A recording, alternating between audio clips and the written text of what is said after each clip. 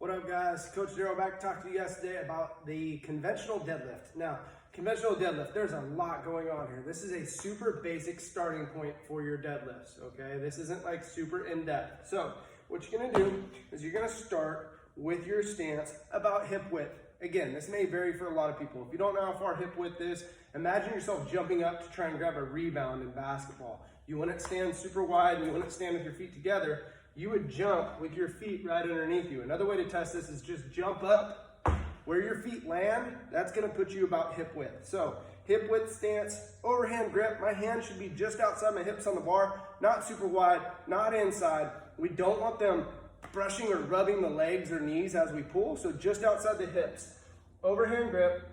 From here, what I'm gonna do is I'm gonna set my weight back to my heels and load my hamstrings. If I turn this side, you guys can see I've got my knees back, so my shins are almost parallel, or vertical. Parallel, excuse me. So the shins are almost vertical, straight up and down, okay? From there, what I'm gonna do is I'm gonna set position. I'm gonna pretend like I'm bending that bar again to engage my lats. I have my weight set in my heels. I'm gonna take a big breath in, and I'm gonna pull that weight up my legs, driving through my heels. Now, to set my weight back on the way down, as I still wanna pretend like I'm bending that bar to keep my lats engaged, take a breath at the top, set my weight back, hinge at the hips, which means push my butt back to the wall behind me.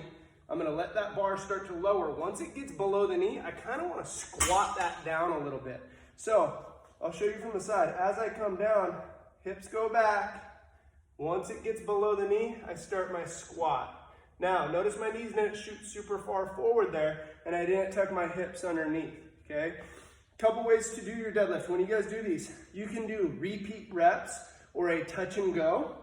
When I stand up, I take my breath, I re-brace my belly, full that belly full of air, come down, touch the ground, come back up. Now, totally acceptable. When you do this though, this isn't a bounce off the floor, okay? It's not a bang and go. It's a controlled touch and drive back up. Or you could do the full reset method where I come all the way up, I come back down, I take a breath, I reset, and then I go again.